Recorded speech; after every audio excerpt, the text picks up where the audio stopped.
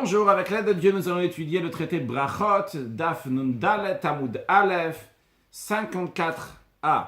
Tout d'abord, rattraper quelque chose de l'avant-dernier cours et du dernier cours. Dans l'avant-dernier cours, il me semble avoir lu une certaine ligne en ce qui concerne donc l'importance d'étudier la Torah à chaque instant. En tout cas, comme je prends ce message-là, dans ce sens-là, il y a Tanya Nami Hachi, on avait aussi enseigné comme ça, chez le Bed Rabban Gamliel, dans la maison, dans la yeshiva de Rabban Gamliel, lo ayom rim marpe.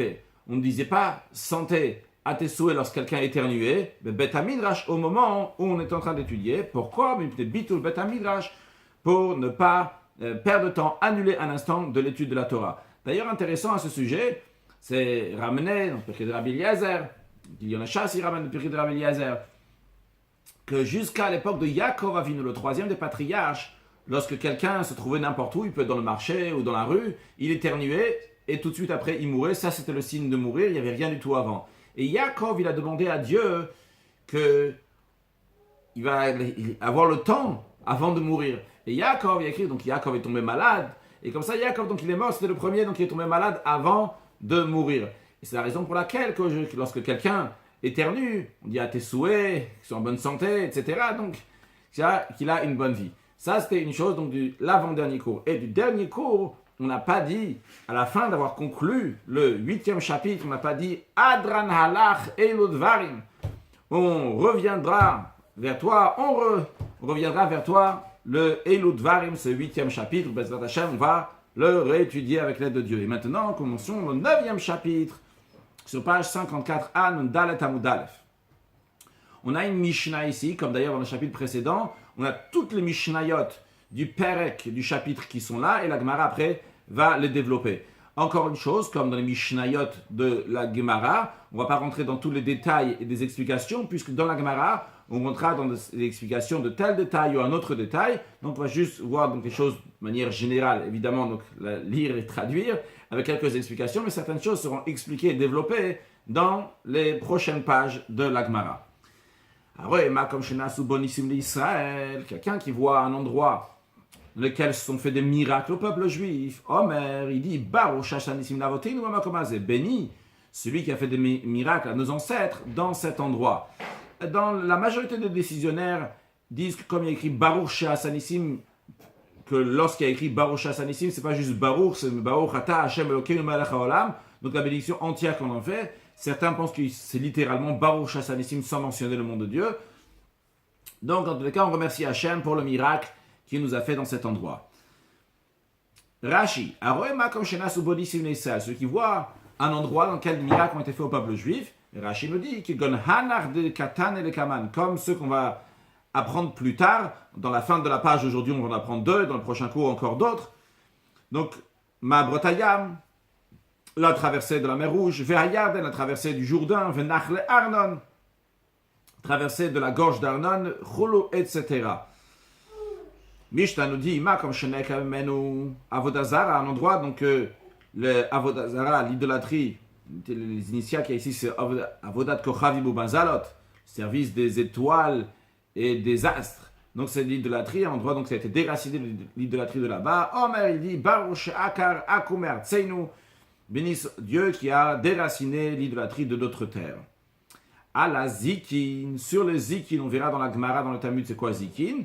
Va la Zevaot, et sur le tremblement de terre, va la Re'amim, sur les tonnerres, va la Ruchot, et sur les grands vents, va la Brakim, et sur les éclairs, Omer, il dit Baruch Shekochok Vuratomal Olam, béni Dieu que sa force, sa puissance remplit le monde. Pourquoi spécialement sur ces choses-là on dit que la puissance de Dieu remplit le monde? Voyons Rashi. D'abord, il y a un Rashi Zikin ou Zvod ou Amim Faresh Bigmar. On expliquera dans la Gemara. Donc, c'est quoi les Zikin, les tremblements de terre et les tonnerres? Male Olam. Ces choses-là, on dit que sa force de Dieu remplit le monde. Rashi nous dit les fichiers Elou Nirin. Parce que ces choses-là, on peut les voir au Nishma, on peut les entendre le Merachok, même de loin. Donc, on voit ici le Male Olam, comment ça remplit le monde. La Mishnah dit, Harim, sur les montagnes exceptionnelles, la Gvot, sur les collines qui sont très très belles, qui éveillent de l'émotion, de la merveille dans la personne, Vala Yamim, sur les mers, Vala Neharot, sur les rivières, Vala Midbarot, sur les déserts, Omer, il dit, Baruch she'ose bereshit, béni celui qui fait l'œuvre de la création. Alors, a priori, tout c'est l'œuvre de la création, pas seulement ces choses-là. Rashi nous dit, Baruch she'ose bereshit, bigmara parir, t'inquiète pas, dans la Gemara, on demandera cette question-là. Atu hanar dilel, est-ce que les choses qu'on a mentionnées avant, le tonnerre, les éclairs, etc., l'avmas et bereshit ninu, eux, ce ne sont pas de l'œuvre de la création, qu'Akadosh Baruch ou à feu début de la création. Rabbi Yehuda dit, Yaro et Ayamagado, celui qui voit la grande mer.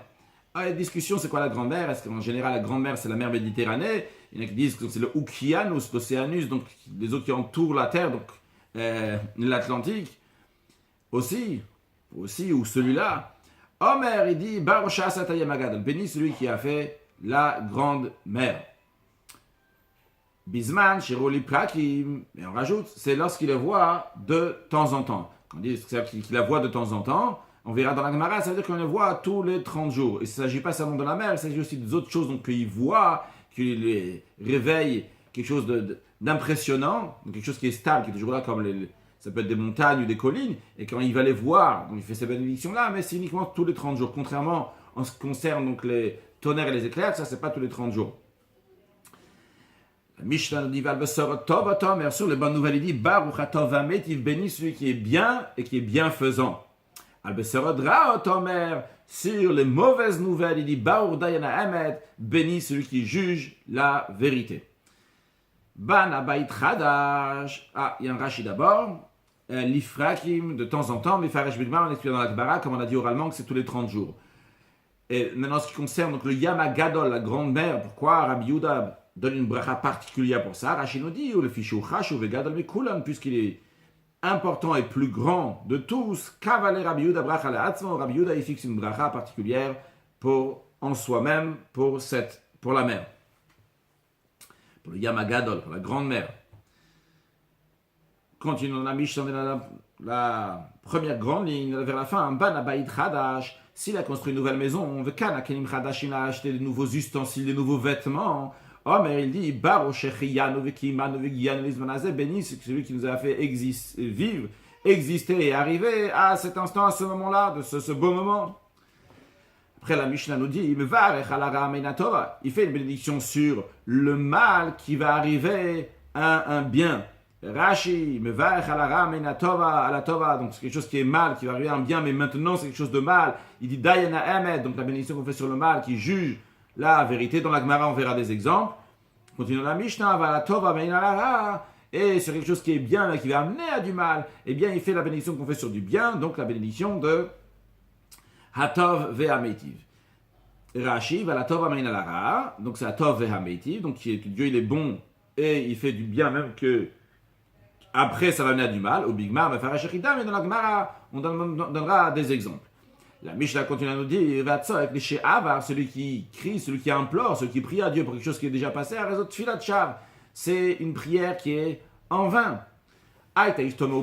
Si sa femme était enceinte, il dit, que soit la volonté que Dieu fasse, que ma femme va avoir un garçon. C'est une prière qui est en vain. Comme on verra, c'est uniquement après 40 jours. Dans les 40 premiers jours, il y a encore une possibilité. Si il était en chemin, et il a entendu des cris dans la ville. Que Dieu fasse, que ce ne soit pas chez moi à la maison. C'est une prière en vain. Parce que la chose, elle est déjà arrivée. Ou qu'elle soit arrivée, mais elle est déjà arrivée. Celui qui rentre dans une ville. Mais ce n'est pas seulement une ville. Rashi nous dit, celui qui rentre dans une ville, quelqu'un est en chemin. Et dans son chemin, il doit passer par une ville. Là-bas se trouvent des mauvais dirigeants qui sont corrompus. Ils cherchent des prétextes pour piéger les gens, pour faire du mal à des gens. Alors, de cette personne-là, il fait deux prières. Une prière, une demande à l'entrée avant de rentrer dans la ville. Une fois qu'il sort de la ville.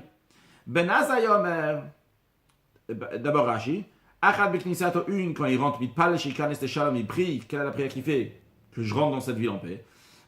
À la sortie, il prie, il remercie Hachem le fait qu'il est sorti en paix. Ben Azai dit Arba, il doit faire 4 prières.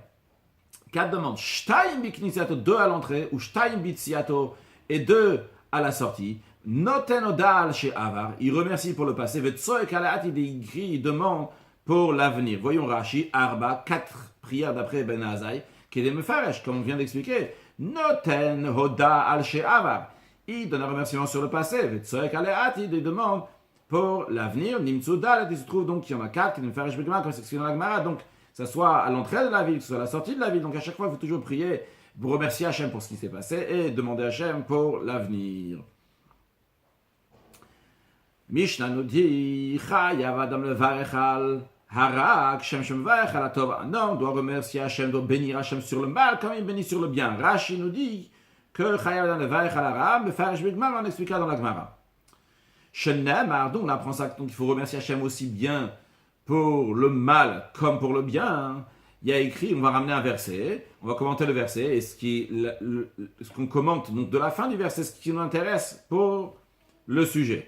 Il y a écrit, tu aimeras l'Éternel ton Dieu, bechol levavcha, de tout ton cœur, bechol nafshecha, de toute ton âme, bechol mordecha, de toutes tes ressources. Il n'y a pas écrit dedans, il y a écrit juste le gomer.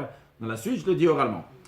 Bechol levavcha, de tout ton cœur, c'est quoi? C'est bishne yetzarecha, avec tes 2 yetzer, avec tes 2 penchants, aussi bien avec le bon penchant qu'avec le mauvais penchant. Il n'y a pas écrit bechol libcha, avec un seul bête, mais il y a écrit bechol levavcha, donc avec 2 bêtes, qui fait référence aussi bien au yetzer tov que le yetzer, le bon penchant, que le mauvais penchant. Ou bechol nafshecha, après il y a écrit donc de toute ton âme, afilo notelet nafshecha, même si Dieu il amène des souffrances, que la personne va quitter ce monde, et bien même à ce moment-là, même s'il doit donner sa vie pour quitter ce monde, comme par exemple il est en train de faire Avodah Zara, donc idolâtrie, il va donner sa vie, et bien aussi là il aime Akadosh Baruch, il aime Dieu. Bechol meodecha, la fin du verset, donc de toutes tes ressources, de tout ton pouvoir, bechol mamoncha, ça veut dire toute ta richesse, tout ton argent. Davaracher, une autre explication, c'est quoi bechol meodecha, bechol mida shomod elecha. Toutes les mesures que Dieu te mesure, quelle soit la manière, Hevemod, toujours il faut le remercier à Kadosh Baruch Hu, que ça soit une mesure de bien, que ça soit une mesure donc, qui est de châtiment, toujours il faut remercier à Kadosh Baruch Hu. Vous voyez, dans Rachid Avaracher, Bechol Mod, c'est ça ce qui nous intéresse ici pour nous dire qu'il faut remercier Hachem dans tous les domaines. Bechol Modecha, Midot Medudot Lach. Donc les mesures qui sont mesurées pour toi, ben midat tova, que ce soit une bonne mesure, ben midat pura, donc que ce soit une mesure de châtiment, toujours il faut remercier Hachem. Suite à ce qu'on vient de dire que ve'ahavta, il faut aimer Dieu, de la même manière qu'il y a la mitzvah, le commandement d'aimer Dieu, il y a le commandement aussi de craindre Dieu. Alors on nous parle dans cet esprit-là, dans le Bet Hamikdash, dans le temple. Le yak et l'adamet rosho keneged shara mizrach, un homme ne doit pas avoir légèreté d'esprit. Donc ça, littéralement, l'idée de Yakel Adam et Rosho, qu'un homme va alléger sa tête, légèreté d'esprit, que Neged Shara Mizrach, quand il est face à la porte de l'Est, on va expliquer dans un instant, chez Mukouvan, que Neged Bet Kodesh HaKodashim, qui est dirigé vers le Saint des Saints. Donc, on a ici là, le Bet Hamikdash, comme vous voyez ici, là, on rentre par là dans le Bet Hamikdash, on va comme ça. Donc il y a une porte ici, donc ça c'est le Bet Hamikdash, le temple. Attention, c'est pas le mont du temple. Dans un instant, on va montrer le mont du temple. Là, ici, quand on parle Shara Mizrach, dans la Mishnah, on est en train de parler donc de la porte du Mizrach de l'Est. On ne parle pas de ce qu'on voit ici, là, à l'Est, mais on parle de la porte de la muraille du temple qui est à l'Est. Donc ici, donc vous voyez, ça va jusqu'à ici, c'est Shara Nikanor, la porte du Nikanor. Après, ça c'est la porte du Oulam. Et après, à l'intérieur, là, on a les portes on a le Kodesh, le Saint. Puis après, le Saint des Saints. Et tout est dirigé, donc tout va l'un après les autres. Donc quand quelqu'un a une légèreté d'esprit devant cette porte-là, en vérité, ça l'amène directement jusqu'à la dernière porte. Ici, vous voyez, je ne sais pas si ça va aider quelque chose de voir ici. Ici, on voit donc le Saint et les Saints des Saints. Il n'y a pas le toit là-dessus, sur ce qu'on voit, sur la maquette qu'on voit. Cette porte-là, donc aussi au Mizrach à l'est. Et après, encore une autre porte là-bas qui est donc celle du Saint des Saints, qui est à l'est. Maintenant, tout ça, quand on est en train de parler, comme on a dit, on dit Shara Mizrach, c'est ce que vous voyez ici, là. Ici, c'est la porte du Mizrach, elle est là. Et ça, c'est ce qu'on a vu ici, sous une autre forme, donc sous une autre couleur. Donc là, ici, tout droit, jusqu'à là, il y a le Saint des Saints. Juste pour info, ici, on a le côté la Maharavi, ici, de l'autre côté. Nous, on parle du Shara Mizrach, et donc qui est à l'est, pas à l'ouest. Donc, voyons Rashi, que Nagad Shara Mizrach, le Yakel Rosho, un homme ne doit pas avoir légèreté d'esprit. Le Yina Kaludrosh ne doit pas avoir une légèreté d'esprit. Rashi nous dit que Neged Shara Mizrahi, face à la porte de l'Est, Chutz La'Harabayit. Donc il s'agit ici de quelqu'un qui est à l'extérieur du mont du temple. Asher Bechoma Nemucha, que dans la muraille basse, Asher Leragli Abayit, qui est au pied littéralement de la maison, qui est autour de la maison de Mizrach, du côté est, donc de ce côté-là dans la muraille, il y a une porte qui est là-bas. Alors, même s'il est loin de cette porte, mais il est face à cette porte, il ne doit pas avoir une légèreté d'esprit.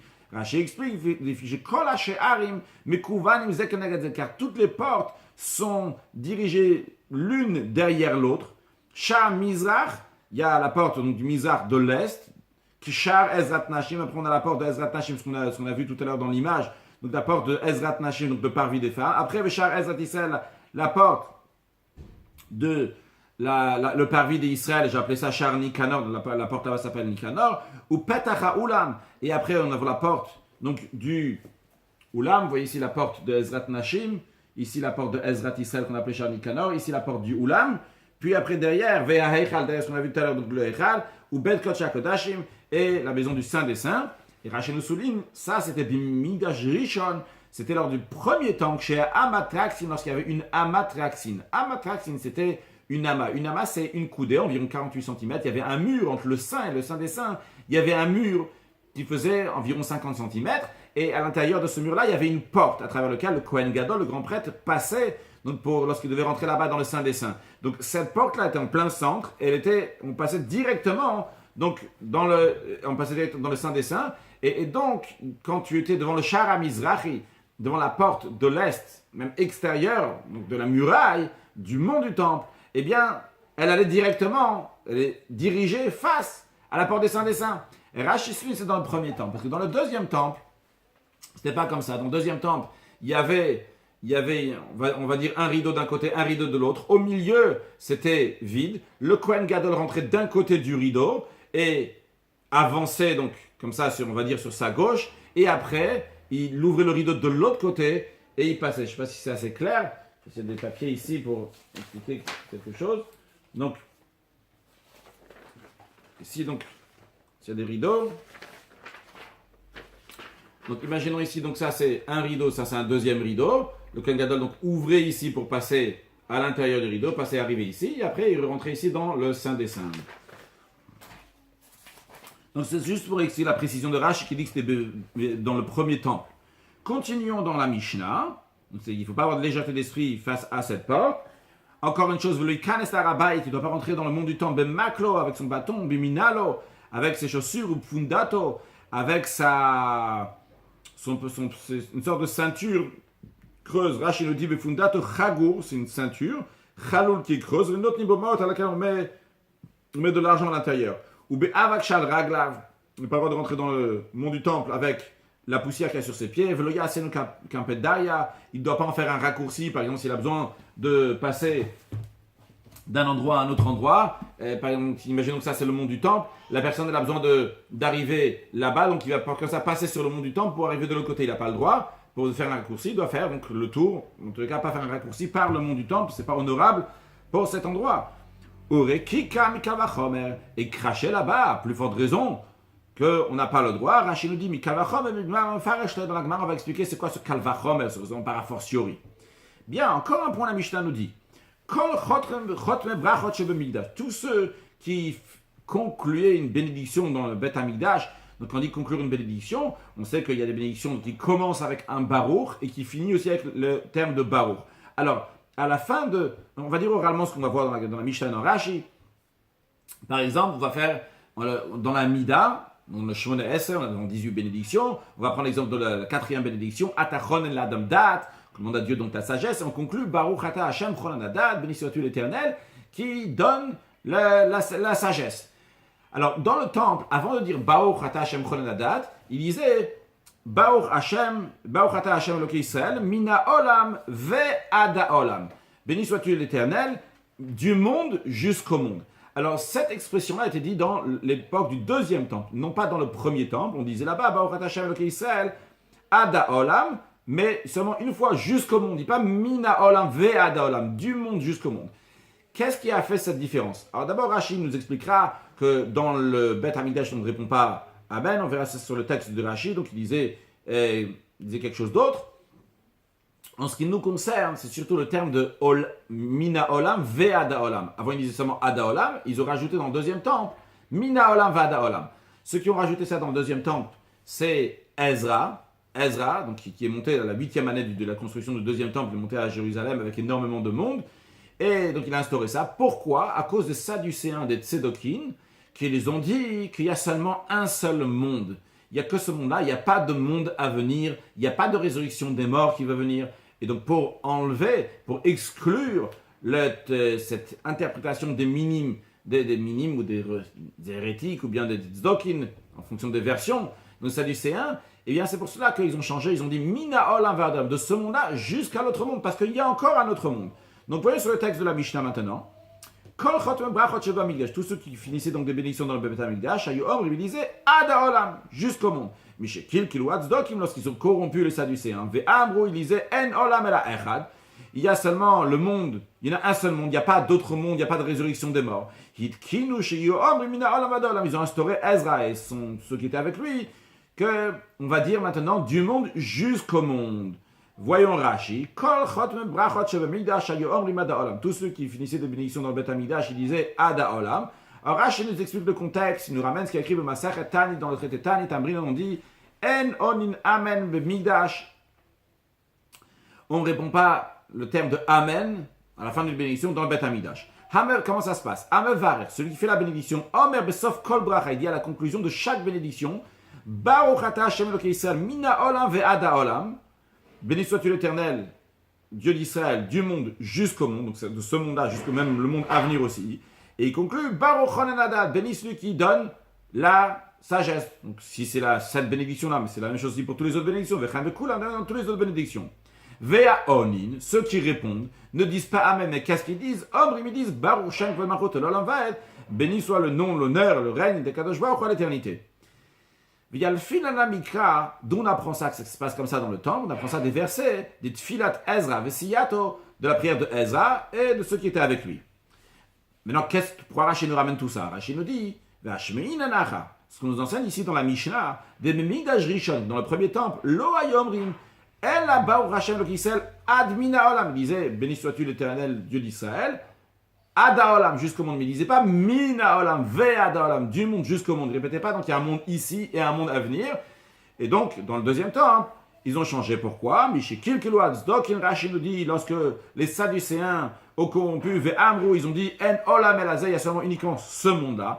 Itkino, Ezra Vesiyato, Ezra et ceux qui étaient avec lui ont instauré. Shiyu Omri, Mina Olam, Ve'ada Olam. Dire de ce monde-là jusqu'à l'autre monde. L'homme a pour dire chez Shne Olamot Yesh, pour souligner qu'il y a deux mondes, les Otsimilavat Zdokim, littéralement pour sortir du cœur des Sadducéens, donc pour enlever l'idée des Sadducéens, à Kofim Bitriat Ametim qui nie la résurrection des morts. Continuons la Mishnah, Vehit Kinu, ils ont instauré, d'après certains c'est Ezra, d'après certains c'est autres qui ont instauré, chez Adam Shol et Shlom Chavero Beshem, qu'un homme va demander le salut de son ami avec le nom de Dieu. Où est-ce qu'on trouve ça? Il y a deux versets. Un à propos de Boaz, un à propos de Gilad. À propos de Boaz, Shenemar, il est dit... C'est pas Gilad, c'est Gidon. On va voir dans Rashi. Shenemar, il est dit, Vine Boaz va de Bethléem. Boaz, il venait de Bethléem. Va yomer la côte, il a dit au moissonneur, Hachem imachem, Dieu est avec vous. Il a dit le nom de Dieu, Ador. Après là, il a dit, Dieu est avec vous. Va yomrulo, les moissonneurs lui ont répondu, Yivarecha Hashem, que Dieu te bénisse. Aussi, ils ont dit le nom de Dieu, Yivarecha Ador Prenai. Ve Omer, il dit aussi, donc lorsque l'ange il a parlé à Gidon, il a dit, Hashem imcha gibor echaim, Dieu est avec toi, fort, héros, soldat.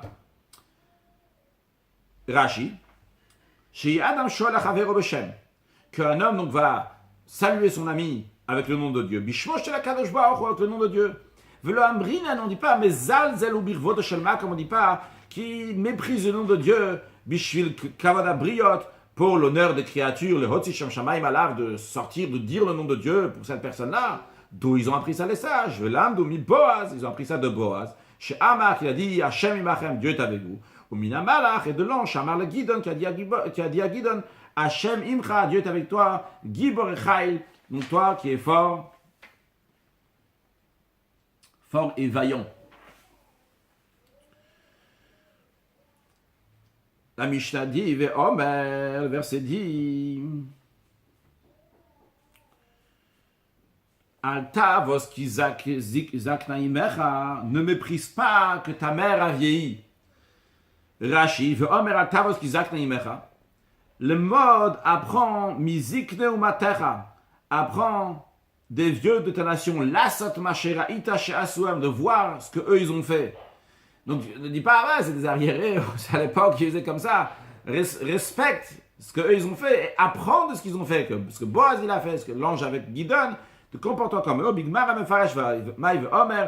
Dans la Gemara, on verra pourquoi c'est quoi ve'omer, qu'on vient rajouter encore des versets, c'est-à-dire qu'il manquait quelque chose pour affirmer ce qui a été dit. Voyons encore un ve'omer maintenant. Ve'omer, et le verset dit, et la sod la Hashem, moment à faire à Dieu et faire au Torah Terra, ils ont annulé ta Torah. Et Rabbi Nathan, il interprète, il dit, c'est quoi ce verset-là? Et faire au Torah Terra, il faut annuler la Torah, Mishum et la Sod Hashem, c'est le moment de faire pour Hashem. Qu'est-ce que cela veut dire? Rashi nous explique, Omer et la Sod Hashem et faire au Torah Terra. Mais des fois, je me vatlim divrei Torah, des fois on annule les paroles de Torah, que de la Sod Hashem pour faire pour Hashem. De même, celui qui a l'intention de demander le salut de son ami. Ça, c'est la volonté de Dieu. Car il est dit, demande la paix, et poursuit la paix. Donc, mutar la hafer Torah, on a le droit d'annuler la Torah, de faire quelque chose qui a l'air, donc qui est interdit. Mais au contraire, ici, c'est quelque chose que Dieu demande et que Dieu veut qu'on va faire. Gemara. La Gemara nous dit, d'où on sait ça? Alors voyons Rashi, il a une autre version, qui nous expliquera aussi d'autres versions. Rashi dit, ainsi la version. D'où on sait qu'on fait une bénédiction sur un miracle. Nous avons vu au début de la Mishnah, au début du cours, que quelqu'un qui a vu un endroit où il y a un miracle qui s'est fait pour le peuple juif fait une bénédiction. D'où on sait qu'il faut faire une bénédiction sur un miracle. Voyons dans la Gemara. Rabbi Yochanan il a dit, Amaka, quand le verset dit, Vayomer Yitro, il a dit, Baruch Hashem, béni soit Dieu, Asher Yitzi, qu'il a sauvé, Gomer, etc. Comme c'est la même chose qu'il y a dans Rashi aussi, Rabbi Yochanan Amaka, Vayomer Yitro, Baruch Hashem, Asher Yitzi, la trêve, Gomer. Bon, attends, il met comme ça, la providence divine, on a étudié ce texte pendant la paracha, la semaine de la paracha de Yitro. Et Yitro, il a remercié Hashem, il a dit Baruch Hashem. Donc on voit qu'il a remercié sur le miracle. La Gemara s'étonne. Anissa de Rabbi Mevachinan, Anissa de Yachid lo Mevachinan. Sur un miracle du public qui est arrivé au peuple juif, on fait une bénédiction, on remercie Dieu. Et sur un miracle qui est arrivé à une seule personne, on ne fait pas de bénédiction. Et pourtant, on verra, voici que Aou Gavra, il y avait cet homme, quelqu'un, avec Azil Be'ava Yemina, il allait dans un endroit qui s'appelle Ava Yemina, Rachidi, Shem Medina, c'est le nom d'un pays, Bidromo Shelpa, d'une région, dans le côté sud de l'Euphrate. Nafal al-Arié, il y a un lion qui est tombé dessus. Il t'avait le Nisa, il y a eu un miracle, il a été sauvé. Ata le kama de Rava, il est venu devant Rava. Amarle, Rava lui a dit, Kolema de Matidlat, à chaque fois que tu arrives là-bas à cet endroit, Brir, fais la bénédiction, Baruch, Asal, Inez, Makamazé, béni soit l'Éternel, je m'a fait un endroit, et il m'a fait un miracle dans cet endroit. Encore, Marbere de Ravina, Mar, fils de Ravina, avec Azil, Pitka de Aravot. Il allait dans Bika, Rachid traduit Pitka, donc par Bika, dans la vallée de Aravot. Rachid dit Aravot, c'est Shama, comme c'est un endroit qui s'appelle comme ça. Et il avait soif, littéralement, il avait soif pour de l'eau. Rachid, il avait besoin absolument d'eau, a priori c'était une grande urgence. Il t'avait le Nisa, il y a un miracle qui lui est arrivé. Ivre le Eina de Maï, un puits d'eau qui s'est créé là-bas. Ishte, il a bu, grand miracle. Vetou, encore une chose qui lui est arrivée. À Amar, fils de Ravina, Zinachal une fois avec Azil, Beristeka de Machosa, une fois il allait dans le marché de Machosa. Venafal le Gam le Pritza. Et est tombé sur lui un chameau enragé, comme Rashi dit, Gamal Pizza, Gamal Meshuga, chameau fou, Shasak Avraim. Les contacts avec lui sont mauvais. Donc il est enragé. Il brakale Ashita. Et miraculeusement, Rashi nous dit, il traduit, il parle avec la Shita, Nafla Chomad Bait. Est tombé la muraille d'une maison. Donc le mur d'une maison, Shaya Samur, juste à côté, est tombé. Et comme cela, il a pu se rentrer dans la maison. Mipta Gamal est sauvé du chameau. Donc, le Gemara dit Al Gava, et il est rentré à l'intérieur. Alors, qu'est-ce qu'il faisait après Mar, fils de Ravina, qui mate à la Haravot lorsqu'il arrive dans l'endroit de Haravot. Donc, il a eu le miracle avec l'eau, il disait Brir, il faisait la bénédiction, Baruch Hasanines Haravot ou Begama, il bénit Hachem qui m'a fait un miracle. Haravot ici, et aussi avec le chameau. Qui mate à l'Eristique de Machoz, lorsqu'il est arrivé au marché de Machoz, à Brir, il faisait la bénédiction, Baruch Hasanines Begama, le Haravot, bénis celui qui m'a fait un miracle avec le chameau, et dans l'endroit qui s'appelle Haravot. Donc, qu'est-ce qu'on voit en tous les cas de ces trois histoires-là? Que même sur un S, sur un miracle de Yachid, de personne individuelle, sur ça aussi, il faut faire une bénédiction. Donc, pourquoi on dit seulement sur un miracle qui s'est arrivé au peuple juif? Agmara répond, Amr répond, Anis, ça des rabbis, sur un miracle qui arrive à tout le monde, au peuple juif. Tout le monde, en effet, tous les juifs doivent faire la bénédiction. Anis, ça des Yachid. Par contre, quand c'est un miracle donc, qui est arrivé à une personne individuelle, lui, il doit faire la bénédiction. La Mishnah parlait dans des endroits que tout le monde doit faire la bénédiction, dans ces endroits-là où quelque chose est arrivé à tout le monde. Tano Rabban, nos sages enseignaient à Ro et Mabrotaya, ceux qui voulaient traverser de la mer, donc où les Juifs ont traversé la mer Rouge. On va voir plusieurs sujets ici, qui vont être tous discutés après dans la Gemara. Certains, les deux premiers, on va les voir aujourd'hui, et les restes, on va les voir dans le prochain cours Bezrat Hashem. Donc on va juste traduire sans expliquer les cas seront expliqués dans la suite Bezrat Hashem. Donc celui qui voit l'endroit de la traversée de la mer Rouge, Mabrot à Yarden, l'endroit de la traversée du Jourdain. Mabrot Nachal Arnon, l'endroit de la traversée des gorges de l'Arnon. Avne El Gavish, les pierres de El Gavish, Morad Bet Choron, dans la pente de Bet Choron. Ve'even Shebikesh Lizok Og Melech HaBashan Israël, la pierre que Og, qui était le roi de Bashan, qui a voulu jeter sur le peuple juif. Ve'even Sheyashav Aleh Moshe Besha Shasa Yeshua Milchama Amalek, la pierre sur laquelle Moshe Rabbeinu s'est assis lorsqu'il a voulu faire la guerre, lorsqu'il a fait la guerre contre Amalek, lorsque Yoshua était en train de faire la guerre avec Amalek. Ve'ishto shel Lot, celui qui voit la femme de Lot, ça veut dire les restes de l'épouse de Lot, qui est devenue une statue de sel. Ve'chomat Yericho shenivla b'mkoma, celui qui voit la muraille de Yericho, qui a été engloutie à son endroit. Al-Kulan, sur toutes ces choses qu'on a dit, il faut donner un remerciement à Akadosh Baruch Hu, à Dieu. Voyons d'abord Rashi. Mabrotaya, Makom Shavu Yisrael B'Yamsu, donc c'est l'endroit où la traversée, les Juifs ont traversé la mer Rouge. Mabrotayarden, traversée du Jourdain, Bimé Yoshua, à l'époque de Yoshua, lorsque Yoshua fait rentrer le peuple juif en terre d'Israël. Mabrot Nachle Arnon, la traversée des gorges de l'Arnon. Rashi dit Kman Mefaresh Manissa. Plus loin, on va expliquer c'est quoi le miracle, au début du prochain cours Bezrat Hashem pour nous. Mais Morad Bet Choron, que ceux qui voient les pierres de El Gavish dans la descente de Bet Choron, Bimé Yoshua, c'était à l'époque de Yoshua, Sefer Yoshua dans le livre de Yoshua. Ve'even Shezarak Og, et la pierre que Og a jetée, les Kman Mefaresh, ça aussi on va voir plus loin. Donc voyons au moins les deux premières choses qu'on a parlé, donc la traversée de la mer Rouge et la traversée du Jourdain. La Gemara dit Bishlama. Ça va bien, je comprends, je connais, je suis au courant. Mabrotayam, la traversée de la mer Rouge, dictivité Krivayavo, Bnei Israël Betochayam Bayabash, avec le peuple juif, et est rentré dans la mer alors que le sol était sec, c'est un miracle. Donc on remercie Akadosh Baruch Hu, et que la mer s'est ouverte, et ils ont traversé cette mer. Mabrotayarden, la traversée du Jourdain, il y a écrit Vayamdu Kohanim Nosei Aaron. Ils sont tenus les Kohanim, les prêtres, donc ils portaient l'arche avec eux. Brit Hashem, l'arche de l'alliance de Dieu. Becharava, donc dans l'endroit qui était sec, à pied sec, en plein Jourdain. Adashatamu Kolagoy Lavrotayarden, jusqu'à que toute la nation, tout le peuple juif ait traversé le Jourdain. Tous les juifs sont passés donc à pied sec. Donc ça, je connais tout ça. Mais c'est quoi, d'où on sait, c'est quoi l'histoire qui s'est passée dans la traversée des gorges de l'Arnon? On laissera ça pour le prochain cours, Bezrat Hashem. On va conclure avec une halakha et un sujet de chassidut. En ce qui concerne une halakha, dans le Rambam, dans les lois de Bet Aprira, chapitre 7, le Rambam dit une halakha. On dit une halakha du Bet Hamikdash du temple, parce qu'en effet, Mashiach il arrive, le temple va être reconstruit, il faut savoir comment se comporter dans le temple.